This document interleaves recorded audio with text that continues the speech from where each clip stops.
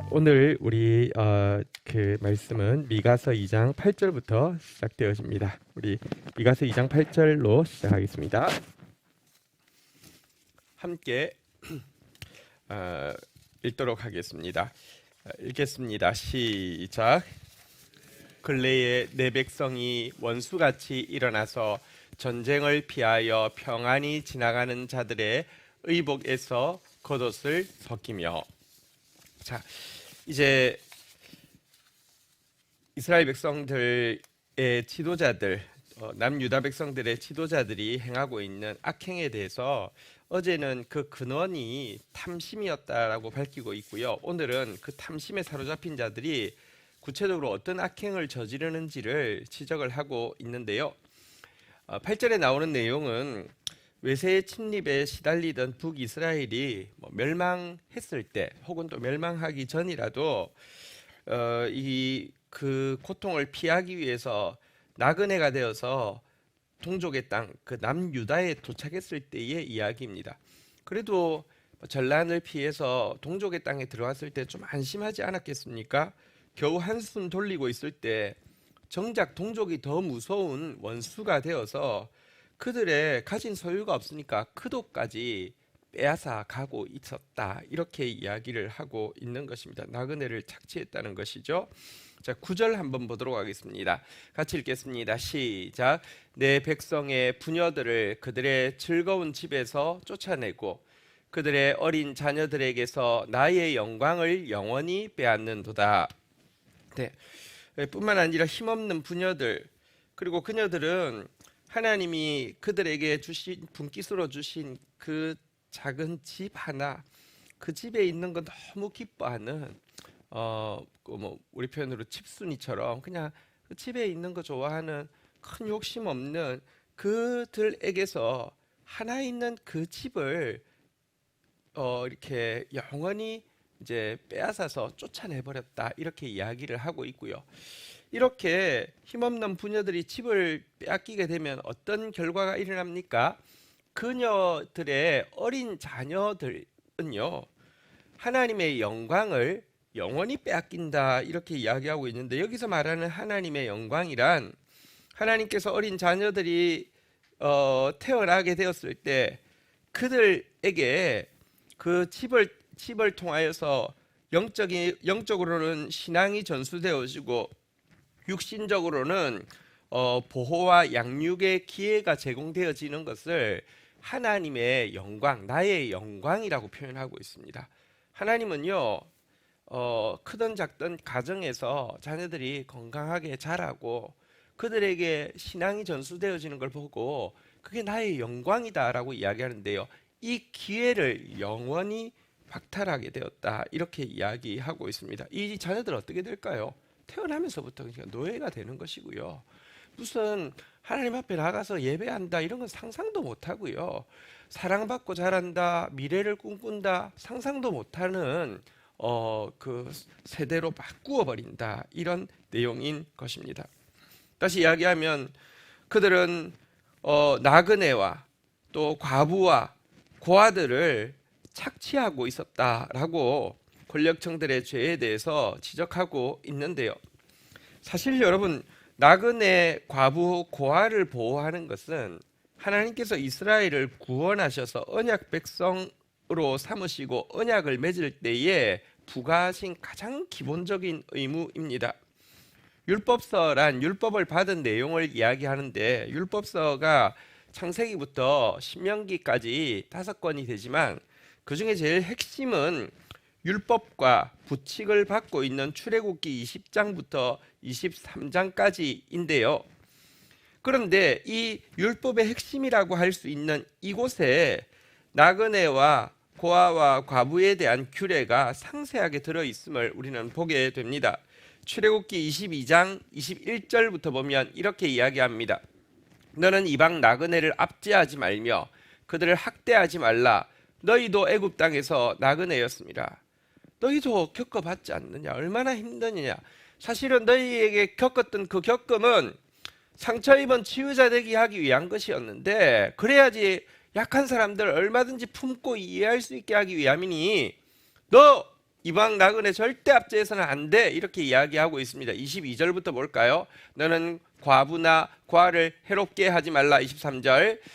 내가 만일 그들을 해롭게 함으로 그들이 내게 부르짖으면 내가 반드시 그 부르짖음을 들으리라. 이렇게 이야기하고 나서는요. 24절 보십시오. 무섭게 이렇게 심판을 경고합니다. 나의 노가 맹렬함으로 내가 칼로 너희를 죽이리니 너희 아내는 과부가 되고 너희 자녀는 고아가 되리라. 이렇게 율법의 핵심에서 나그네 고아 과부 돌아보는 것에 대해서 경고하고 있습니다. 만약 그렇게 하지 않으면 하나님 이렇게 심판하시겠다는 것입니다.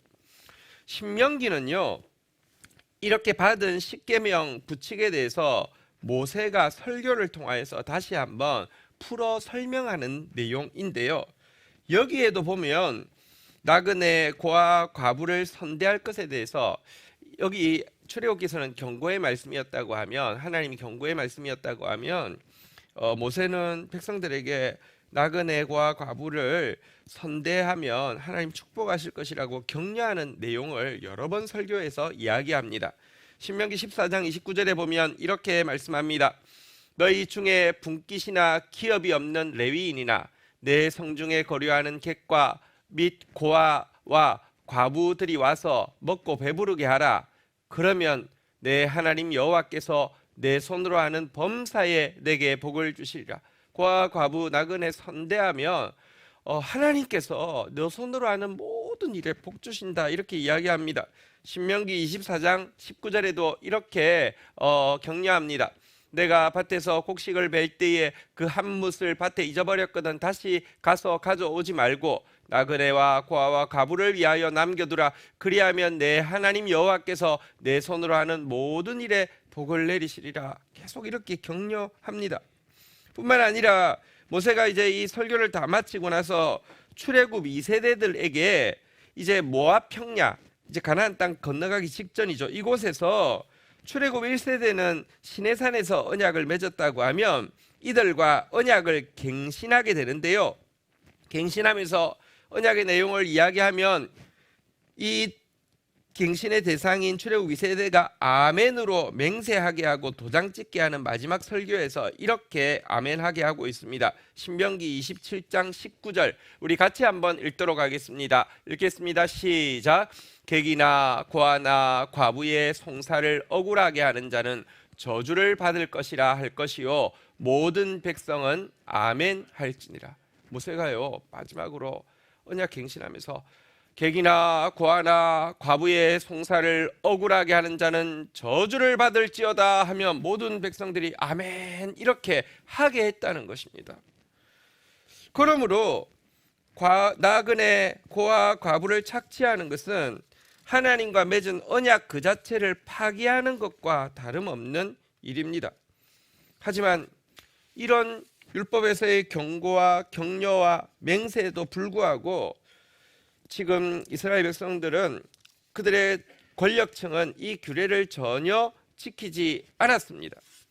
그래서 사실 이제 율법서가 지나면 선지서가 나오죠. 선지서에서 선지자들이 이들이 멸망할 것을 예언하고 있는데 그 멸망을 예언하는 가장 중요한 이유가 바로 나그네와 과부에 대해서 착취하는 죄악 때문입니다.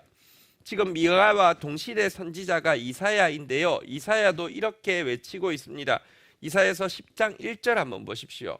불의한 법령을 만들며 불의한 말을 기록하여 여러분 법령을 만들고 판례를 이렇게 선언해 가지고 기록하는 사람들을 누굽니까? 권력층이잖아요. 뭐 법 쪽에 있는 사람들이잖아요. 그죠? 이런 사람들의 힘을 여러분들 법을 그렇게 만들어 버리면 또 판결할 때 그렇게 해버리면 그게 판례가 되어지니까 그게 힘이잖아요. 불의한 법령, 불의한 말을 기록하며 2절 한번 보겠습니다.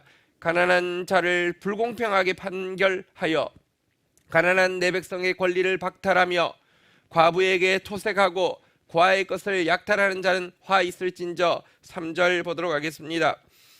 벌하시는 날과 멀리서 오는 환난 때에 너희가 어떻게 하려느냐? 누구에게로 도망하여 도움을 구하겠으며 너희의 영화를 어느 곳에 두려느냐?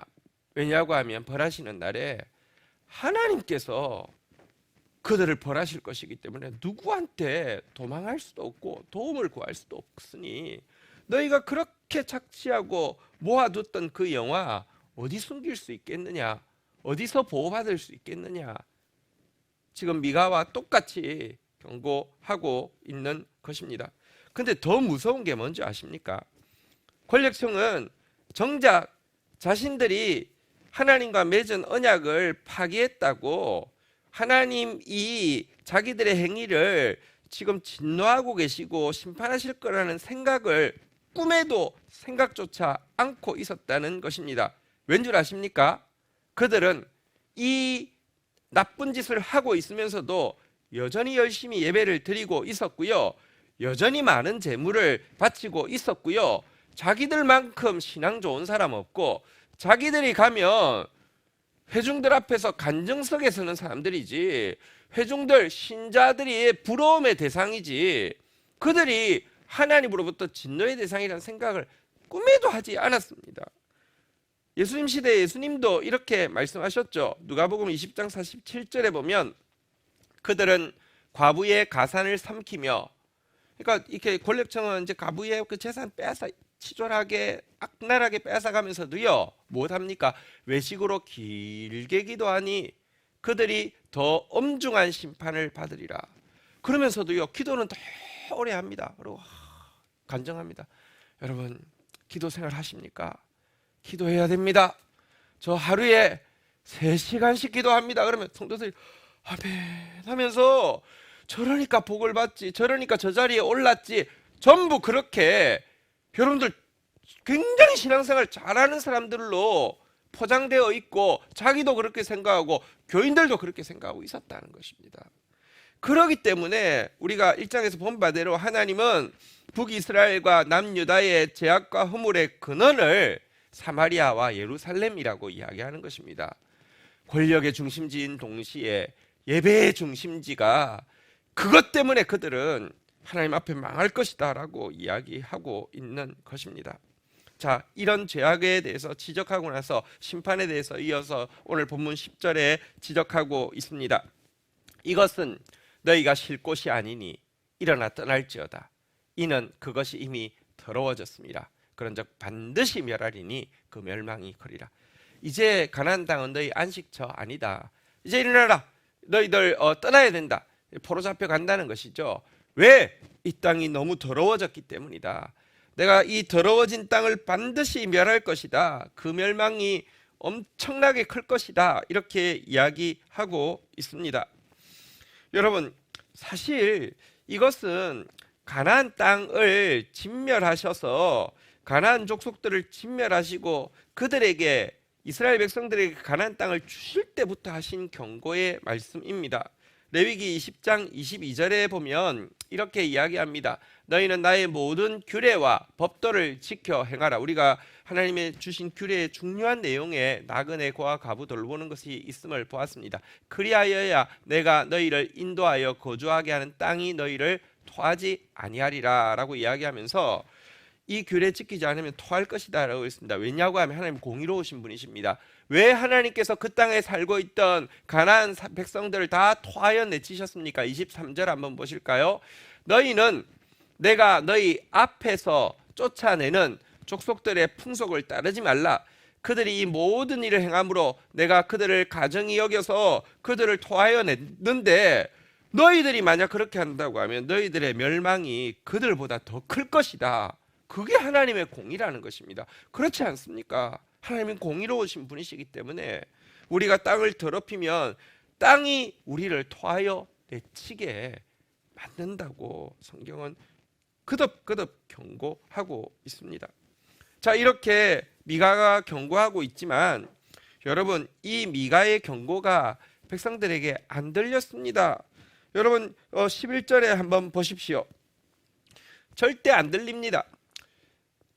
왜 안 들리는지 11절이 잘 보여주고 있습니다. 사람이 만일 허망하게 행하며 거짓말로 이러기를 내가 포도주와 독주에 대하여 내게 예언하리라 할 것 같으면 그 사람이 이 백성의 선지자가 되리로다. 경고의 말씀이 안 들린 이유는요, 그 마음에 이런 말씀 받아들이기 싫어했기 때문이고요, 이런 말씀 듣기 싫어했기 때문이고요, 이들이 이런 말씀 듣기 싫어하고 마음에 받아들이기 싫어했던 이유는 이미 그들이 듣고 싶은 말을 정말 입에 혀처럼 해주는 거짓 선지자들의 말이 그들의 귀와 마음을 가득 채우고 있었기 때문입니다. 뭐라고 이야기합니까? 내가 포도주와 독주에 대해서 내게 예언하리라. 여기 포도주는 번영의 상징입니다. 우리로 치면 이런 말 있잖아요. 샴페인을 터뜨린다, 이런 말 있잖아요. 그죠? 이게 잘 될 때 샴페인 터뜨리는 것처럼 내가 포도주에 대해서 예언하리라, 독주에 대해서 예언하리라는 것은 또 쾌락에 대해서 예언한다는 것입니다. 너희가 하나님 잘 섬기면 괜찮아, 하나님도 이해하셔, 그럴 수 있지, 아멘, 다 용서받았어, 아이, 사람이 다 그럴 수 있지, 우리가 다 죄인이지 하면서 쾌락을 이렇게 쾌락의 죄를 저지른 거에 대해서 예언으로 다 괜찮다라고 이야기하며, 당신이야말로 이 백성의 참 선지자입니다. 나는 이런 선지자가 본 적이 없습니다. 당신이야말로 참 선지자입니다라고 축혀 세우고 열광하고 있었다는 것입니다. 그들은 죄악을 합리화해주고 끝없는 번영을 아첨하는 말들을 이미 그들의 마음에 가득 채우고 있었기 때문입니다. 자, 그런데 한번 또 생각해 보십시다. 권력층이야 이렇게 그들의 이 악행들을 덮어주고 도리어 잘 될 거라고 하는 이 예언을 받아들인다고 하면, 압제당하는 백성들은 이 바른 선지자의 말씀을 듣고 위로를 받고 바른 선지자의 말씀을 듣기를 사모하여서 나아가고 있었을까요? 여러분, 압제받는 가난한 백성들, 이스라엘의 가난한 백성들은 이 선지자의 말씀 들었을까요? 안 들었을까요? 성경은 아니라고 이야기합니다. 예레미야서 5장 30절에 보면 이렇게 이야기합니다. 이 땅에 무섭고 놀라운 일이 있도다. 31절 한번 볼까요? 같이 한번 읽도록 하겠습니다. 시작. 선지자들은 거짓으로 예언하며 제사장들은 자기 권력으로 다스리며 내 백성은 그것을 좋게 여기니 마지막에는 너희가 어찌 하려느냐.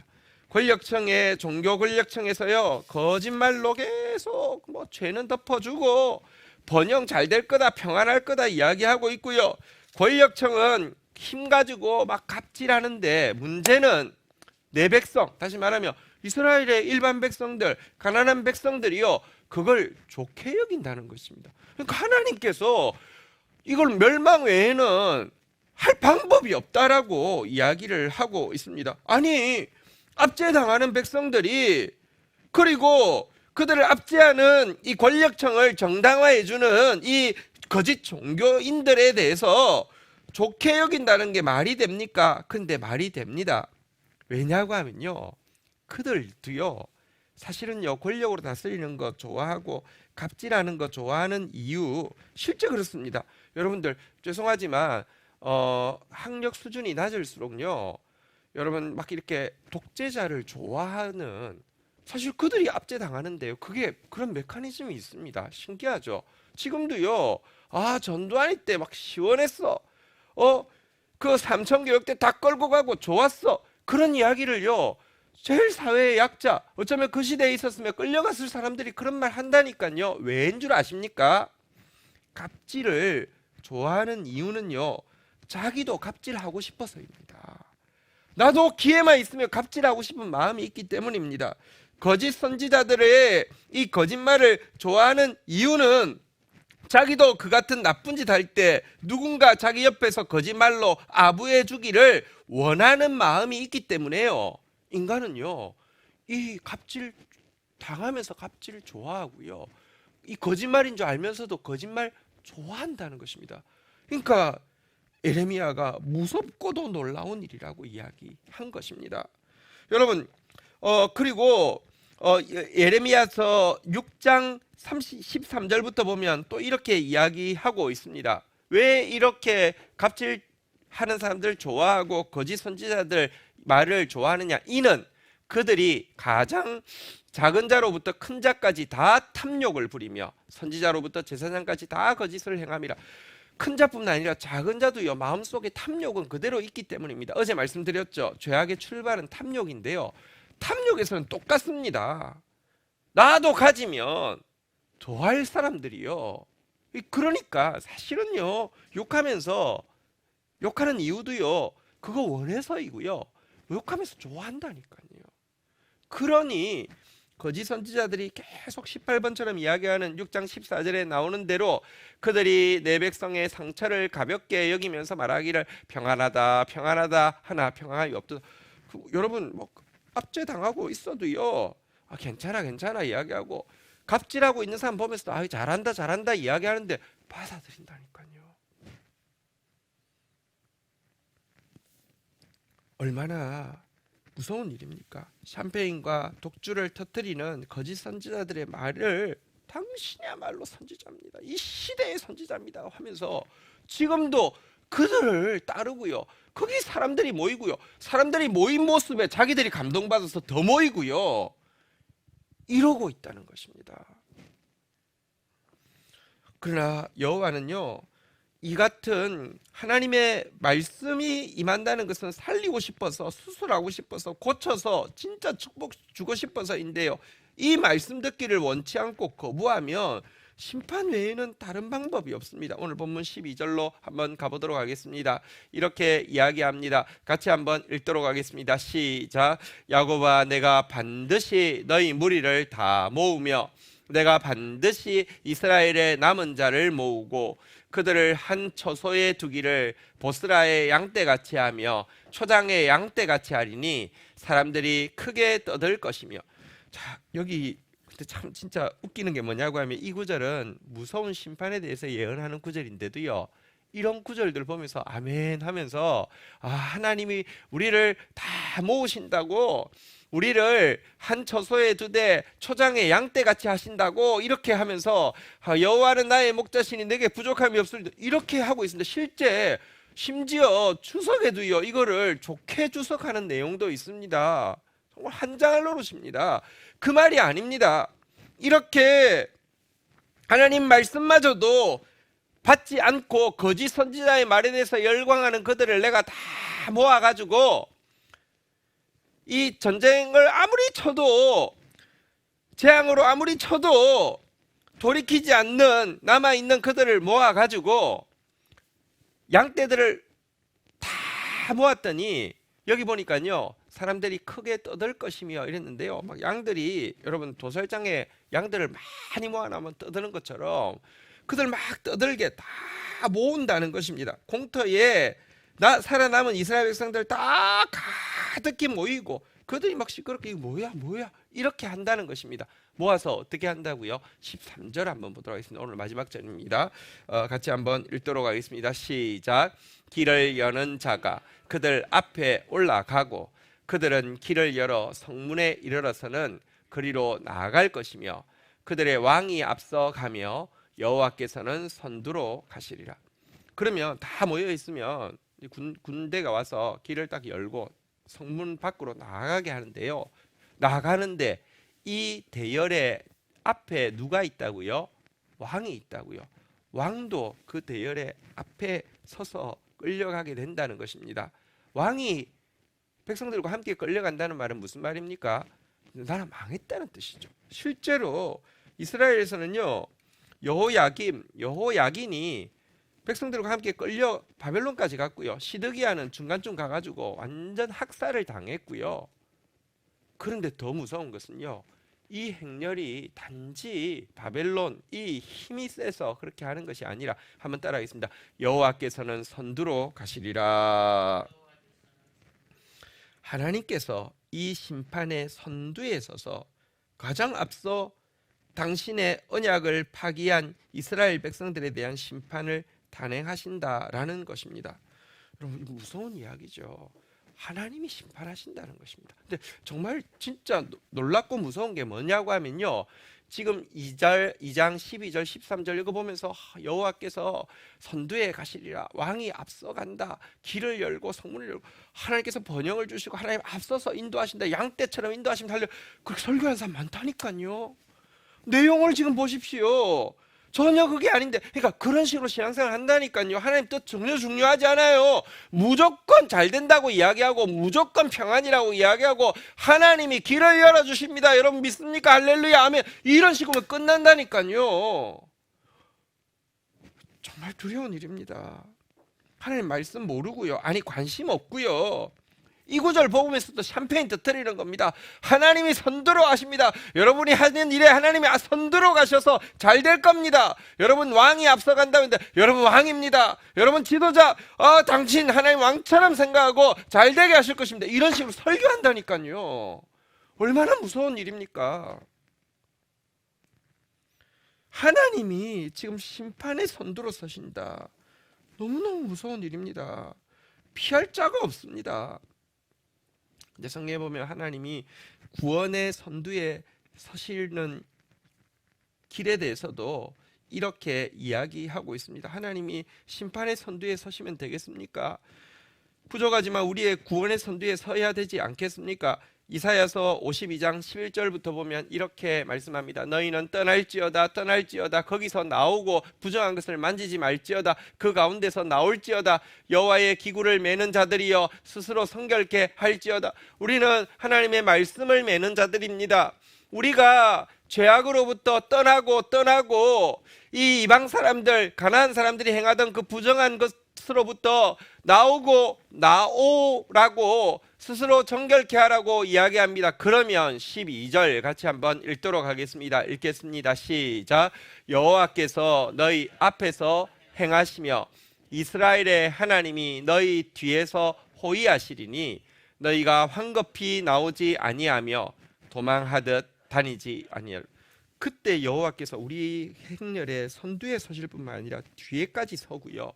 중간에 있는 우리는요 황급히 도망가듯 오늘 본문에 의하면 시끄럽게 떠들고 나오는 게 아니라 당당하게 이게 무슨 일이야? 이게 뭐지? 뭐 이렇게 하면서 당황하면서 나오는 게 아니라 정말 당당하게 나오게 될 것이다 라고 이야기하고 있습니다.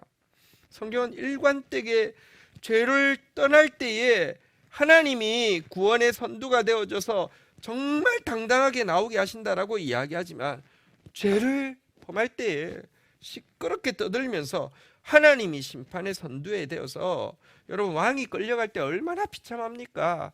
여호야김이 끌려갈 때 여호야긴이 끌려갈 때 아니 시드기야가 끌려가면서 중간에 여러분 눈이 뽑히고 눈 뽑히기 전에 자기 자녀들 죽임 당하는 거 보고 나서 눈 뽑히고 그리고 그렇게 죽임을 당하는 거 얼마나 비참합니까? 하나님 그렇게 심판의 선두로 서신다니까요. 하나님은 공의로우신 분이시기 때문에 그러하셔야지 이 세상에 소망이 있고 천국이 되는 것입니다. 자, 그런데 그럼에도 불구하고 12절에 보면 한 가지 이 가운데서도 하나님이 은혜를 베풀고 있다는 것은 보게 됩니다. 오늘 본문 12절로 한번 가볼까요? 오늘 본문 12절에 보면요, 야곱아 내가 반드시 너희 무리를 다 모으고 내가 반드시 이스라엘의 남은 자를 모으고 하면서 이들을 이제 살아남은 사람들 다 모아서 끌고 간다는 말인데요. 여기서 한 가지 한번 따라하겠습니다. 남은 자라는 단어 속에는요. 여기서는 분명히 여기 살아남아 있는 사람들을 다 포로 잡아가서 비참하게 심판하신다는 뜻인데요. 이 남은 자라는 단어가 선지서에서 가지고 있는 특별한 의미 때문에 소망을 찾을 수 있습니다. 선지서에서 남은 자라는 단어가 새로 나오기 시작합니다. 남은 자라는 단어가 강조되어지고 있습니다. 남은 자란 무엇이냐고 하면 하나님께서 결국은 남은 자만 구원에 이르게 하실 것이다 라고 이야기하면서 이 고난을 통하여서 아니 심지어 포로 잡혀가는 고난을 통하여서라도 하나님 앞에 가난해지고 겸손해지고 진실로 하나님을 의지하는 자들을 지칭하는 특별한 용어가 남은 자입니다. 여기 지금 남은 자 아직까지 남은 자 안 됐습니다. 그러나 그렇게 포로 잡혀 끌려갔던 자들 중에서도 남은 자가 남게 하셔서 남은 자를 구원하시겠다는 것이 하나님의 약속인데요. 그래서 이 멸망 가운데서도 하나님은 어떻게든지 남겨두기를 원하시고 그루터기를 남겨두기를 원하시고 이들이 회복되어지기를 원하시고 이들을 통하여서 역전의 역사를 이루기를 원하신다는 작은 단서를 우리는 발견합니다. 이 작은 단서 때문에 우리가 매달리는 것입니다. 이사야서 10장 20절부터 보면 남은 자에 대해서 이렇게 예언합니다. 그날에 이스라엘의 남은 자와 야곱 족속의 피난한 자들이 다시는 자기를 친자를 의지하지 아니하고, 여러분 당하면서도 갑질 당하면서도요 앗수로 의지했어요. 북이스라엘은요 갑질 당하면서도 애굽 의지했어요. 갑질 당하면서도 바벨론 의지했어요. 그런데 남은 자, 그날의 남은 자는 다시는 자기를 친자를 의지하지 아니하고 이스라엘의 거룩하신 이 여호와를 진실이 의지하리니. 21절입니다. 남은 자 곧 야곱의 남은 자가 전능하신 하나님께로 돌아올 것이라. 22절 같이 한번 읽도록 하겠습니다. 마지막 절입니다. 읽겠습니다. 시작. 이스라엘이여 내 백성이 바다의 모래 같을지라도 남은 자만 돌아오리니 넘치는 공의로 파멸이 작정되었습니다. 하나님은 공의로우신 분이시고요 넘치는 공의로 파멸을 작정하십니다. 그렇지만 남은 자는 돌아온다고 이야기하고 있습니다. 그 남은 자, 진짜 가난한 자, 진짜 겸손한 자, 진짜 정직하게 여호와를 의지하는 자는 돌아온다고 이야기하고 그들 통해서 역전의 역사를 이룬다고 이야기하고 있습니다. 우리의 소망은, 이 민족 교회의 소망은, 열방의 소망은 남은 자가, 우리가 남은 자 되는 것입니다. 하나님 앞에 그 남은 자 우리 되어지게 해달라고 오늘 주신 그 말씀 앞에서 우리 주님 앞에 나가도록 하십시다. 이 정의가 무엇이냐? 나그네 고아 과부 주님의 마음으로 돌아보고 주님의 마음으로 자유케 하는 것, 주님의 마음으로 지켜주는 것이 하나님의 뜻임을 우리 알아야 됩니다. 절대 약한 자, 고아 과부 나그네가 아니어도 약한 자, 저는 자, 매인 자, 갇힌 자, 이들 자유롭게 해주고 이들 평안하게 해주고 이들 위로해 주는 것이 말씀이 우리 안에 들어오면 들어올수록 행해야 하는 우리의 행임을 잊지 말아야 합니다. 그리고 우리 안에 거짓 선지자의 말들을 좋아하고 거짓을 좋아하고 권력 갑질을 좋아하고 마음에 똑같은 탐욕을 품고 있는 것 쏟아내고 회개해야 합니다. 하나님 앞에서 우리가 남은 자로, 정말 가난하고 겸손한 자로, 하나님 의지하는 자로 서는 것만이 우리의 소망이고 이 땅의 소망인 것 기억하며 그런 사람 되게 해달라고 우리 다 함께 주의 이름 고백하며 기도하는 시간 가지도록 하겠습니다. 기도하시겠습니다. 주여, 주여, 주여.